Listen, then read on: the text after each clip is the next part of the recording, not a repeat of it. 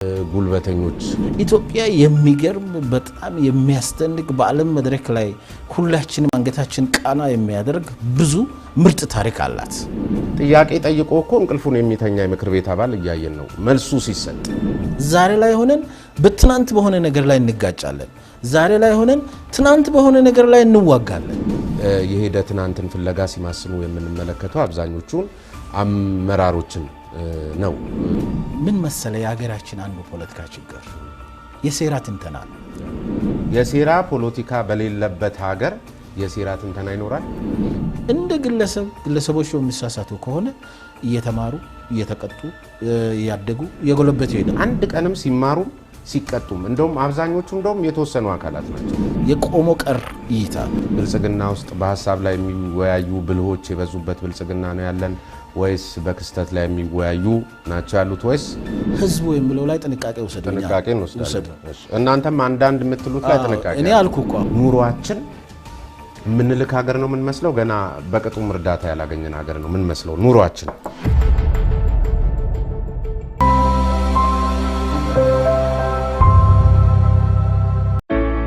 አዲስ የምስራች ከዲኤምሲ ሪል ስቴት በደንበኞቻችን ጥያቄ መሰረት እጅግ ዘመናዊነትን የተላበሰውን ኤብሎክን ለሽያጭ ማውጣታችንን ስንገልጽ በታላቅ ደስታ ነው። በዚህ ውብ መንደር ውስጥ ፕራይቬሲው ተጠብቆ በፍሎር 6 አባወራ ብቻ የሚኖሩበት እንዲሁም 4 እጅግ ዘመናዊ ፈጣንና አስተማማኝ ሊፍቶች የተገጠመላቸው በሳሎን ሆነ በመኝታ ቤቶ በኩል በረንዳ የተካተተላቸው ማራኪ የተፈጥሮ እይታና ነፋሻማ አየርን በአንድ የሚያገኙበት በ8% ቅድመ ክፍያ ከ60% የባንክ ብድር ጋር አመቻችተናል። ከባለ 1 እስከ ባለ 3 መኝታ ቤቶችን በተሻሻሉ የቤት ዲዛይን ይዘንሎት ብቅ ብለናል።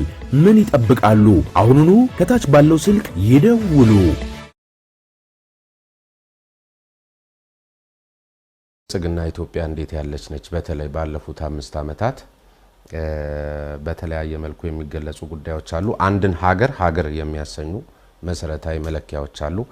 ከነዚህ መለኪያዎች ደግሞ በስፋት ወይም ዓለም የተስማማበት የሚመስለው የኒኮላ ማካቬሊ ዘኔሽን ከሚለው አኳያ ከሱ መለኪያዎች 4 የሚሆኑ መለኪያዎች አሉ። ከሱ አኳያ ያለፉት 5 ዓመታት ኢትዮጵያ እንደ ሀገር ነች ወይ?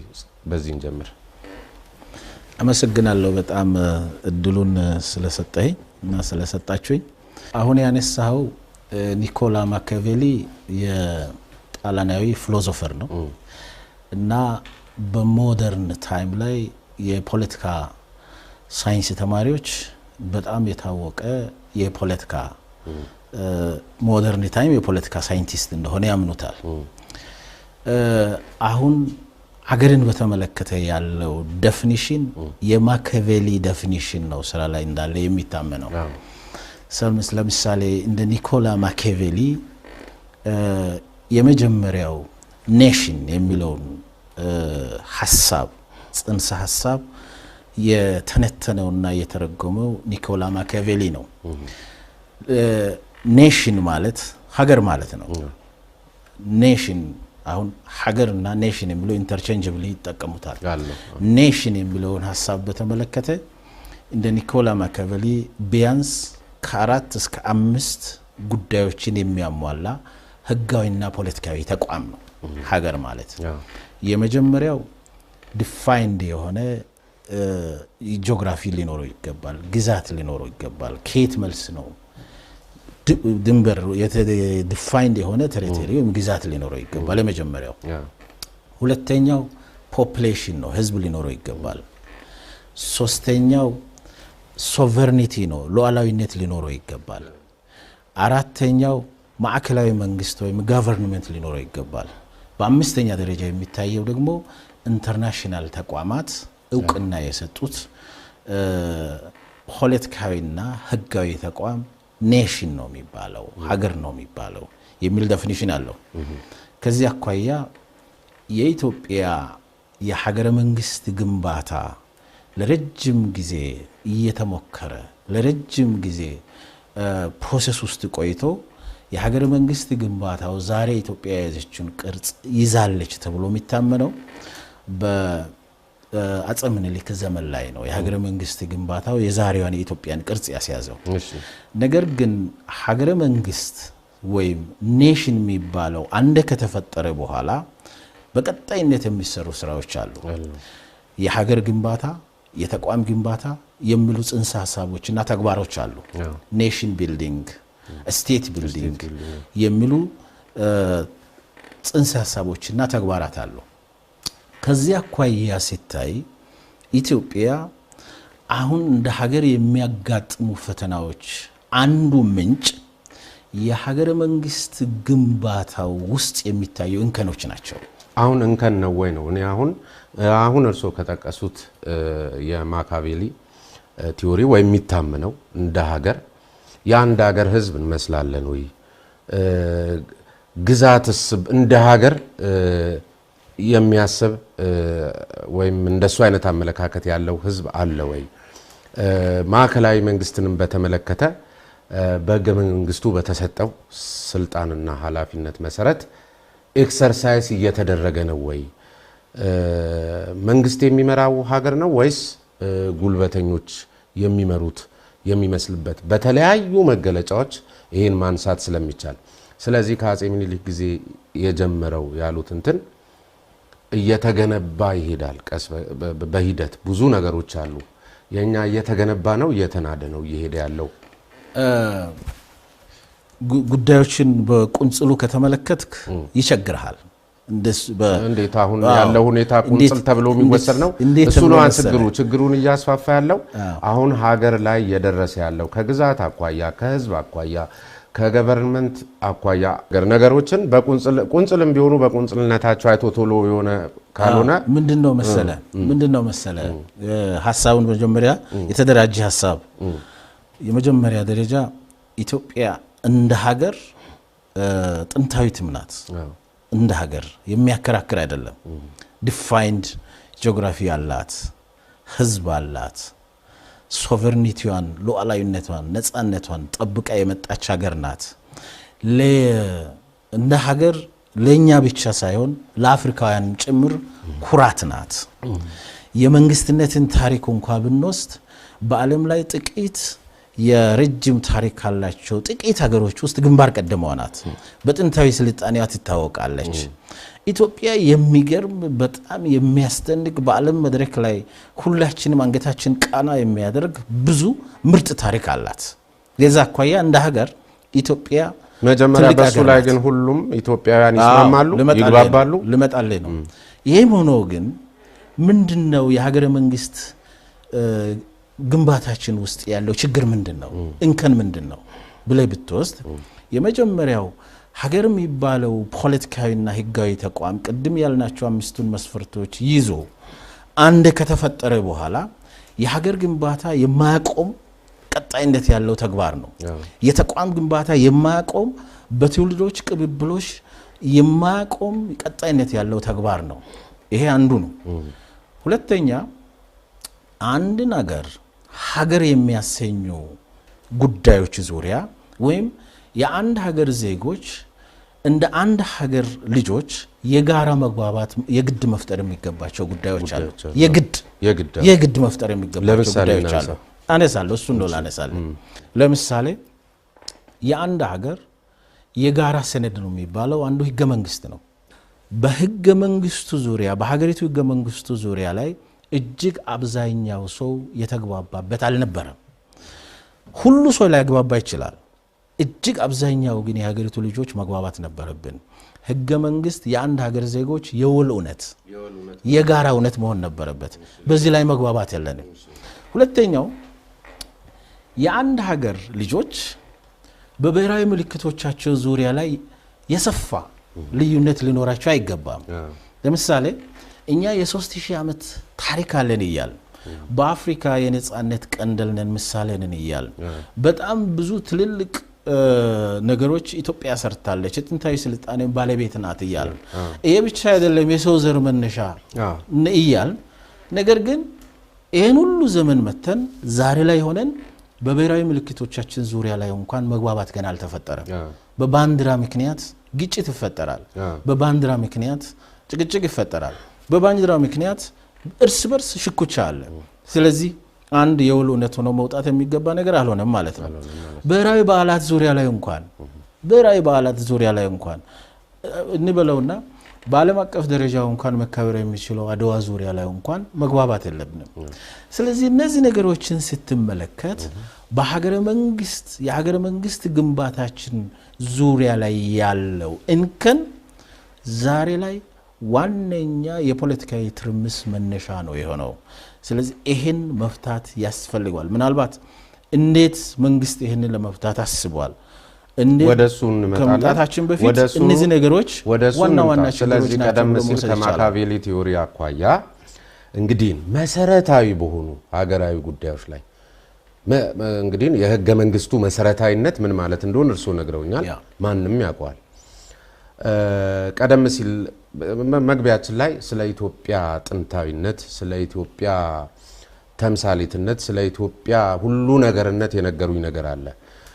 ስለ ኢትዮጵያ ሁለንተናዊነት መገለጫ ከሆኑ ጉዳዮች መካከል ደግሞ አንዱ ቀደም ሲል የጥቁሮች ተምሳሌት፣ የጥቁሮች ነፃነት የመሳሰሉት ከአድዋ ጋር ተያይዞ ከሚኒሊክ ከመሳሰሉት ጋር ተያይዞ እንግዲህ በየመድረኩ ላይ የምናወራው ስለ ኢትዮጵያ ነፃነት ስናወራ የምንኮራበት ቀና ብለን እንድንሄድ ያስቻለን ብለው እርሱም የተናገሩት ጉዳይ ላይ በዚህ ላይ የማይግባባ ህዝብ ነው ያለው።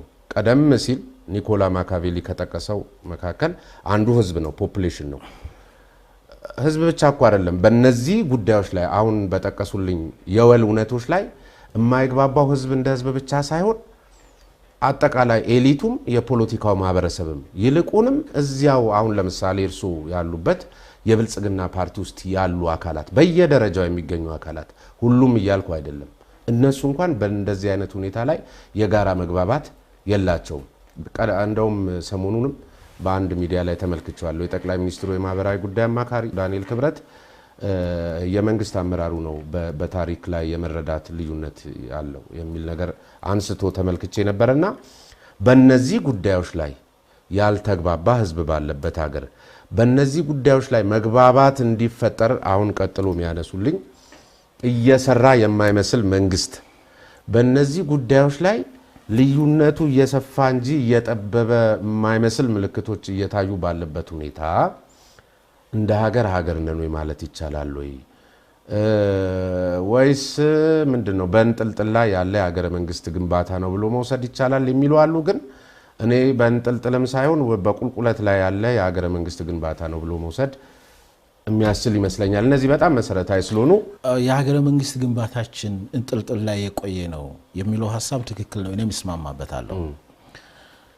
ይሄ ችግር ምን አይነት ችግር ነው? የችግሩ ባህሪ ከተባለ ረጅም ዘመን ያስቆጠረ ስር የሰደደ እናም በተለየ መልኩ በጣም በሰከንና በጣም በተደራጀ መንገድ ኢትዮጵያውያን በጋራ መፍታት የሚፈልግ ችግር ነው ይህ ችግር። ሁለተኛው የፖለቲካ ባህሉ ነው፣ ከዚህ ጋር የሚያያዘው የፖለቲካ ባህሉ ነው። ሶስተኛው ከፖለቲካ ባህሉ ጋርም ተያይዞ የሚታየው የትርክት መዛባት ነው። አራተኛው ስር የሰደደ ኋላ ቀርነትና ድህነት ነው። አምስተኛው የውጭ ጫናና ጣልቃ ገብነት ነው። ስለዚህ የኢትዮጵያ ውስጥ አሁን እያጋጠሙ ያሉ ፈተናዎች ከነዚህ ነገሮች ሁሉ ይመነጫሉ። አንድ ያነሳው ነጥብ እኔም እስማማበት ታሪክን የምንመለከትበት መነጽር ነው። ታሪክን የምንተረጎምበት መንገድ ነው። ታሪክ ፖለቲሳይዝድ ይደረጋል። ይኸውልህ ስሜን ሰዎች በትናንት አይኖሩም። እኛ በትናንት መኖር አንችልም። ከትናንት መማር ብቻ ነው የምንችለው።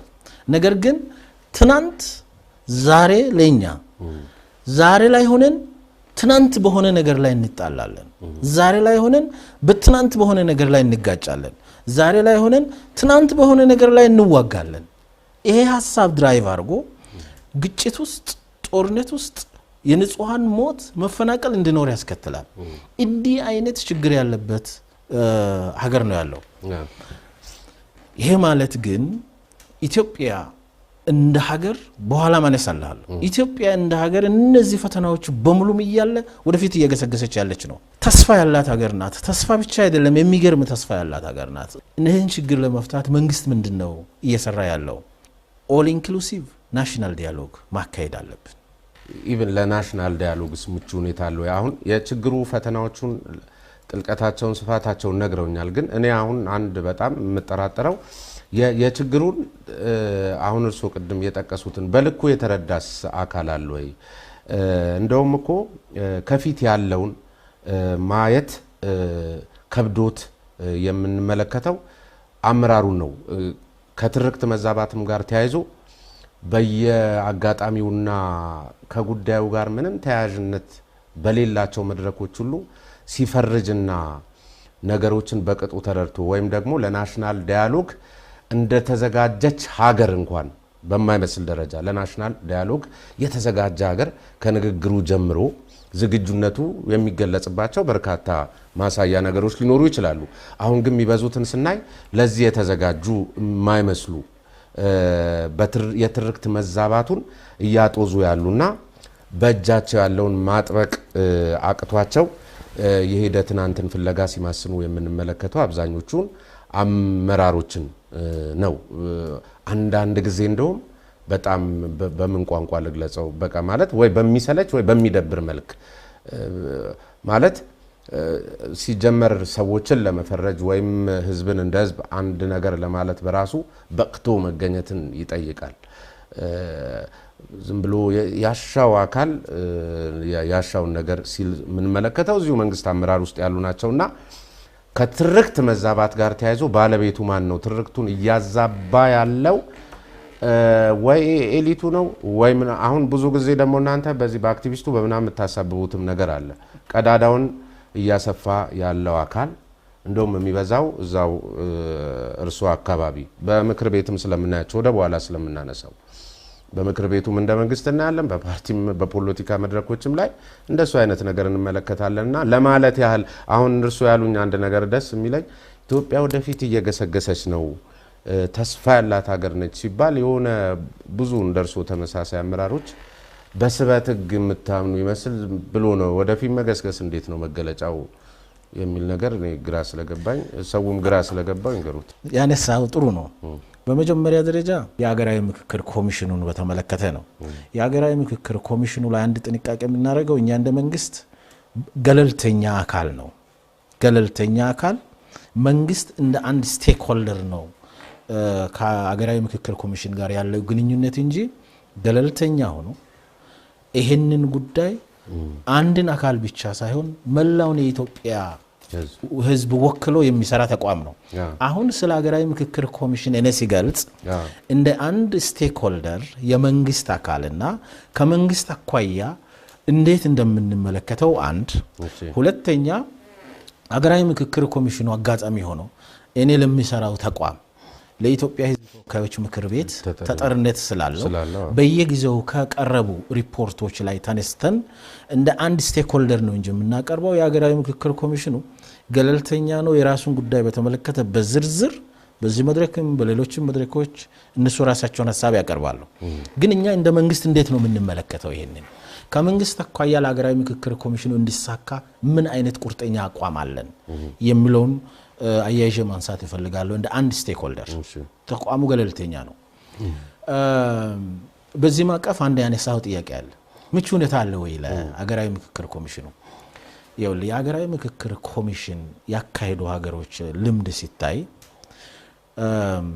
አንድ አራት ምዕራፎች አሉት የሀገራዊ ምክክር ኮሚሽን ስራ በራሱ የመጀመሪያው የሀገራዊ ምክክር ኮሚሽን ወይም ኦል ኢንክሉሲቭ ናሽናል ዲያሎግ ማካሄድ አስፈላጊ ነው ብሎ የሀገሪቱ ዜጎች ያምናሉ ወይ ነው አንዱ ቅድመ ሁኔታ ከዚያ አኳያ ስትወስድ አንተም ስለነበርክበት ሚዲያው ላይ ረጅም ጊዜ ስለነበርክበት ኢትዮጵያ ውስጥ ቅድም ያልናቸው ችግሮች በሀገረ መንግስት ግንባታ ውስጥ የሚታዩ እንከኖች የፖለቲካ ባህላችን ውስጥ የሚታዩ የተዛቡ ነገሮች የትርክት መዛባትን ጨምሮ የተዛቡ ነገሮች ታሪክን የምንመለከትበት መንገድና ታሪክ ፖለቲሳይዝ ተደርጎ የሚያስከፍለን ዋጋ ትናንትን መነሻ ተደርጎ የሚነሱ ግጭቶች በአጠቃላይ ሲታዩ ኢትዮጵያውያን ባለፉት ዓመታት በተደጋጋሚ የሚያነሱት አንድ ጥያቄ ነበር።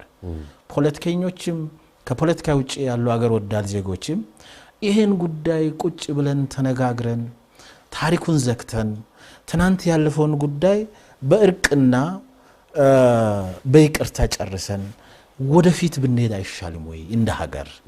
ስለዚህ እንዲህ አይነት ነገር ማድረግ አስፈላጊ አይደለም ወይ ለዚህ ሀገር? መንግስት በዚህ ጉዳይ ላይ ለምሳሌ ባለፉት ከለውጡ በፊት በነበረው በኢህአዴግ ዘመን በተለያዩ አካላት ከሚነሱ ጉዳዮች ውስጥ አንዱ ያለፈውን ጉዳይ ቁጭ ብለን ተነጋግረን በእርቅና በሰላም አጀንዳውን ዘግተን ፊውቸር ኦሪየንትድ ሆነን የምንሄድበት መንገድ መፈጠር አለበት የሚል ጥያቄ በተደጋጋሚ ይነሳ ነበር።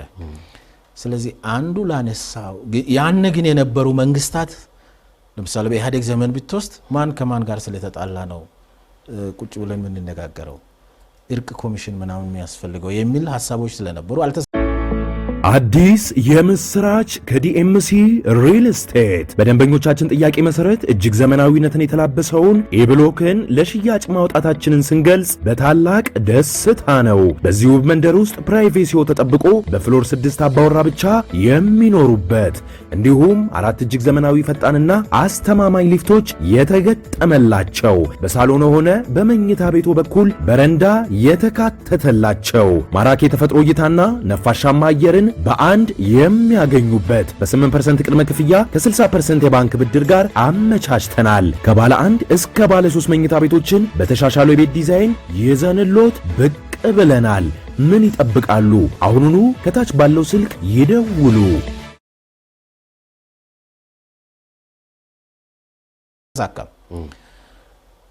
አንዱ ላነሳው ጥያቄ ቀጥተኛ ምላሽ ኢትዮጵያ ውስጥ አጠቃላይ ከሀገሪቱ ከሀገረ መንግስት ግንባታም ከፖለቲካ ባህላችንም ተነስቶ ከታሪክ እይታችንም ተነስቶ ያለውን ጉዳይ ለመፍታት ኢትዮጵያውያን ዝግጁ ናቸው። ዝግጁነቱ ምንድነው? ዝግጁነቱ በዚህ ሀገር ያለውን ችግር ቁጭ ብለን ተነጋግረን እንነጋገር አሉ ኢትዮጵያውያን። ኢቨን ፖለቲከኞቹም ጭምር እናንተም ጭምር እንነጋገር አላችሁ። ይሄ ጥሩ ነው። ነገር ግን እንነጋገር ያለ አካል አሁንም ቅራኔውን አሁን ይሄንን ከተባባል በተለይ ይሄ የንግግር ኮሚሽኑ መቋቋምን የተመለከተ የምክክር ኮሚሽኑን ኢቭን ግብዓት ማሰባሰቢያው ብዙ መድረኮች ተደርጓል። ብዙ ነገር እርሶ እንዳሉት ነፃና ገለልተኛ ለማድረግ በመንግስት በኩል በቁርጠኝነት ሲሰሩ የነበሩ ነገሮችን ብዙ ተመልክተናል፣ ውጣ ውረዶችን። አሁን በዚህ ሂደት ላይ መንግስት እየተጋ ባለበት ሁኔታ ላይ እንግዲህ ቀደምም ሲል እንዳልኩት ሁሉም አይደሉም ብዮታለውና ቁንጮ የሚባሉ ፐብሊክ ፊገር የሆኑ ባለስልጣናት ግን ይሄንን የሚያባብስ ጉዳይ ውስጥ ናቸው። ሰዎች እነሱን እየተመለከቱ ዛሬም እየተጠዛጠዙ ነው። እንዴት ተደርጎ ነው ያ ምክክር ኮሚሽን ስኬታማ? አንደኛ እኔ ከዚህ ከምክክር ኮሚሽን አኳያ አገር ወዳድ ኢትዮጵያውያን ይህንን ለማጥላላት የሚፈልጉትን ለነሱ ምላሽ መስጠት አልፈልግም። እኛ እንትን ነው አገር ወዳድ እንዲሳካልን ሁሉም ሰው ስለሚፈልገው እንዲሳካልን እርሶም አሁን አጽንኦት ሰጥተው እንዲናገሩ ፈልገው ይሄንን የሚያደናቅፉ አካላት መልስ መስጠት አልፈልግም ሳይሆን እዛው እናንተ ውስጥ አሉ እነሱን የሚንገሯቸው አጽንኦት ሰጥተው። አሁን ለምሳሌ በመንግስት መዋቅር ውስጥ አሁን በተደጋጋሚ አንስታል። በመንግስት መዋቅር ውስጥ በገዢው ፓርቲ በብልጽግና ውስጥ እንደ መንግስት እንደ ፓርቲ በዚህ ዙሪያ ላይ የማያሻማ አቋም አለ። የራሳችን አስተዋጽኦ ማበርከት አለብን እንደ አንድ ስቴክሆልደር። ይሄ ስራ እንዲሳካ ገለልተኛ ሆኖ ምክክር ኮሚሽኑ የሚያካሂደው ስራ እንዲሳካ የትኛውንም እኛን የሚመለከተንን ዋጋ ከፍለን እናሳካለን የሚል ግልጽ አቋም አለው። እዛ ምንድነው የሚያሻማ ነገር የለውም ማለት ነው። እንደ ግለሰቦች የሚሳሳቱ ከሆነ እየተማሩ እየተቀጡ ያደጉ የጎለበቱ ይሄዳሉ። ግን እንደ መንግስት አሁን እኔ ተቋም መንግስት ተቋም ነው አይደል? እንደ መንግስት እንደ ፓርቲ ብልጽግና በዚህ ዙሪያ ላይ የማያሻማ ግልጽ የሆነ አቋም አለው። ለምን ኢትዮጵያ ለሁላችን የምትሆን የተረጋጋች በታሪኳ የሚመጥናትን ቦታ አግኝታ ወደፊት የሚተድ አገር እንድትሆን ይፈልጋል። ፖለቲካችን የተሳከረ ስለሆነ ፖለቲካችን ሐሳብን ማዕከል አድርጎ አይደለም አሁን ፍጭት የሚካሄደው ይሄ የኤልኖር ሮዝቬልት አንድ ምርጥ ሐሳብ አላት። እንደሳቸው አባባል ምን ይላሉ መሰለ? great minds discuss ideas, average mind discuss events, እና small mind discuss persons ነው ማለት። ታላላቅ አእምሮች ታላላቅ ሐሳቦችን ማዕከል አድርገው ይወያዩበታል፣ ይነጋገሩበታል፣ የሐሳብ ፍጭት ያካሂዳሉ። እንደሳቸው አባባል አገር የሚገነባው ደግሞ በታላላቅ ሰዎችና ታላላቅ ሐሳቦች ነው። አቨሬጅ አእምሮዎች ደግሞ ሁነቶችን ክስተቶችን ያሳድዳሉ ይላሉ እሳቸው። ዝቅ ያሉ አእምሮዎች ይላሉ እሳቸው ስለ ሰው ያወራሉ፣ ስለ ጎሲፕ ስለ ግለሰብ ያወራሉ ይላሉ። አሁን እኛ ሀገር ላይ ያለው የፖለቲካ መሳከር ብትመለከት ትላልቅ ሐሳቦች ላይ አይደለም ዲቤት እያደረግን ያለነው። ሚዲያውን ምን ላይ ነው ዲስከስ የሚያደርጉት? ሐሜት ነው፣ ስለ ግለሰብ ነው፣ ስለ ክስተት ነው፣ ስለሆነ ነገር ነው። አገርም ይገነባው አሁን ለምሳሌ ኢትዮጵያ ውስጥ የሚካሄዱ ፖለቲካዊ ይዘቶች ያላቸው ጉዳዮች ብትመለከት ርዕዮተ ዓለማዊ የሆኑ አማራጮች ላይ ሐሳቦች ላይ ግልጽ ነው። ወደ በኋላ እንመጣበታለን። ግን እዚህ ላይ ብቻ እንዲያሰምሩባት አይካሄድም። ፖለቲካችን የተሳከረ ነው። በሐሳብ ላይ የሚወያዩ ብልሆች፣ በክስተት ላይ ደግሞ ትኩረት የሚያደርጉ ምንድነው ተርታ እንበለው እንደሱ አይነት ሰዎች፣ እንደዚሁም ደግሞ ትንንሽ ጭንቅላቶች ሰዎች ላይ ትኩረት የሚያደርጉ ፖለቲካችን በሚል ነው እርሱ የገለጹልኝ። ዝም ብለን ብልጽግናን እንመልከተው። ከሶስቱ የትኛው ላይ ነው? ብልጽግና ውስጥ በሐሳብ ላይ የሚወያዩ ብልሆች የበዙበት ብልጽግና ነው ያለን ወይስ በክስተት ላይ የሚወያዩ ናቸው ያሉት? ወይስ ቀደም ካለው የተሳከረና ከትርክት ጋር አያይዤ የምጨምረው ነገር ስላለኝ የትኛው ላይ ናቸው? ውስጥ ብልጽግና እንደ ፓርቲ ሐሳብ ፍጭት ላይ የሚያምን አዳዲስ ሐሳቦችን በማመንጨት ላይ የሚያምን ነው። በተግባር እየሆነ ያለ በተግባር የሚሰራ ፓርቲ ነው። ልንገርህና ምክር ቤታችን እንደ ተቋም በትክክል እንደሱ ምክር ቤታችሁ ለምሳሌ እንዲህ ላይ ብያየ ነው። ቮልቴር ይላል እኮ በመትናገረው ነገር ባላምንም እስከ ለተሞቴ ድረስ እንድትናገረው ጥብቅና ቆምልሃለሁ ይላል። ነገር ግን የናንተ ምክር ቤት የሰዎችን ሐሳብ ለማስጨረስ ትግስታቱ ፊት ለፊት እያየ ነው። የሰዎችን ሐሳብ ተደራጅቶ በሚመስል መንገድ ሲያውክና ሲያደነቃቅፍ ሐሳብ ሳይሆን በስፋት የምንመለከትበት የተደራጁ የሚመስሉ ሰዎች እጅ የሚያወጡበትና የሚያጨበጭቡበት ሐሳብ ሳይሆን አንዳንድ ጊዜ በግልጽ ስለምናይ ነው። ምንም ይሄ የጥቂት ሰዎች ነው አንዳንድ ግለሰቦች እንዳይሉኝ ማለት ጥያቄ ጠይቆ እኮ እንቅልፉን የሚተኛ የምክር ቤት አባል እያየን ነው መልሱ ሲሰጥ እና አሁን ሐሳብ ላይ የሚወያይ ብልህ ያለበት እንትን ተቋም ነው። ስሜነ ምን መሰለ አሁን ጉዳዩን ከሆነ ክስተት ጋር እያያዝክ ከድክ ትልቁን መገለጫው ነው። ትልቁን ስዕል ታጠዋለህ። ምን መሰለ ምክር ቤታችን በጣም የተረጋጋ በጣም አገር በከፍተኛ እንደዚህ ፈተናዎች ውስጥ በነበረች ጊዜ የኢትዮጵያን ሕዝብ ወክሎ እንደ ሀገር አስቦ ኢትዮጵያን በተረጋጋ መንገድ ከፈተና ለማሻገር እየሰራ ያለ ምክር ቤት እንደሆነ ነው እኛ ምናምነው። ዴሞክራሲ ባህል ነው። ዴሞክራሲ ልምምድ ነው። ዴሞክራሲ ዴይ ቱ ዴይ ህይወት ውስጥ እየሰራ እየወደክ እየተነሳ የሚተድበት ነው። ለምሳሌ ምክር ቤቶች ላይ ብትወስድ ምክር ቤቶች ላይ አንደኛ የሐሳብ ክርክር ይነሳል። የሐሳብ ክርክሩን በጣም በተደራጀ የሚከራከር ምክር ቤት አባል የመኖሩን ያክል በስሜት የሚያወራ ሊኖር ይችላል። በምክር ቤቶች የአሰራር ስርዓት አላቸው። ለምሳሌ ምክር ቤቱ ለየት የሚያደርገው ምን መሰለ? ኢች ኤንድ ኤቭሪቲንግ እኛ ምክር ቤት ውስጥ የምንሰራው ስራ ዝም ብለህ በጨበጣ ተነስተ የሚሰራው ስራ አይደለም። አንድ ሰው እየተናገረ እያለ አንድ ሰው በምክር ቤት ውስጥ እሱ የምናገረው ነገር ትክክል አይደለም፣ የስነ ስርዓት ጥሰት ፈጽሟል ብሎ ካለ ስነ ስርዓት ጥያቄ ያለኝ ብሎ ለአፈ ጉባኤው ያስፈቅዶ ማስቆም ይችላል። ይሄ ዲያሎግ የእንትኑ አካል ነው። አሁን እኛ ስላለመድ እንዲህ አይነት ምክር ቤት ውስጥ ጭቅጭቅ ሲኖር ስላለመድ ሳይሆን አሁን እርሶ በሚሉኝ ልክ ነው። አንዳንድ ነገሮችን ስናይ እንደሱ ነው የተደረገው ይደረገው ልምምድ እያካሄድን ነው እኮ ብያለሁ። አሁን ብዙ ሰዎች ምሳሳቱት አንዳንዶቹ ሆን ብሎ አንዳንዶቹ ከግንዛቤ እጥረት። ለምሳሌ እኛ እየገነባን ያለነው ስርዓት የመድበለ ፓርቲ ዴሞክራሲ ነው። የመድበለ ፓርቲ ዴሞክራሲ በፓርላሜንታዊ ስርዓት ማዕቀፍ ፍልስፍና ማዕቀፍ ነው እየገነባን ያለነው። እኛ እኮ በታሪክ ለመጀመሪያ ጊዜ የመድበለ ፓርቲ ስርዓት ኢንትሮዲዩስ ያደረግነው ኢህአዴግ ስልጣን ላይ ሲወጣ ነው 1983 ነው። ከዛም በኋላ ለውጡ በይፋ ከታወጀ በኋላ መንግስት ዴሞክራሲን ማስፋት ለኢትዮጵያ ህልውና አስፈላጊ ነው ብሎ በጽኑ ስለሚያምን ከመድበለ ፓርቲ ዴሞክራሲ አኳያ ብዙ እርምጃዎችን ወስዷል። ለምሳሌ በዚህ ሀገር ላይ በሚገርም ሁኔታ የፖለቲካ ባህላችን ውስጥ አንዱ ያለው ችግር የተለያየ የፖለቲካ አመለካከት ያላቸው የአንድ ሀገር ልጆች በአንድነት ቆሞ ለአንድ ሀገር ኮመን በሆኑ የወል እውነቶች ላይ በጋራ መስራት እንደሚቻሉ አይታመንም ነበር። ፖለቲካችን ምንድነው የሚያምነው? የተለየ ሐሳብ ያለውን ሰው በማጥፋት በማሳደድ በማሸነፍ በኃይል በማሸነፍ ብቻውን መኖርን ነው አይደል መረጠው።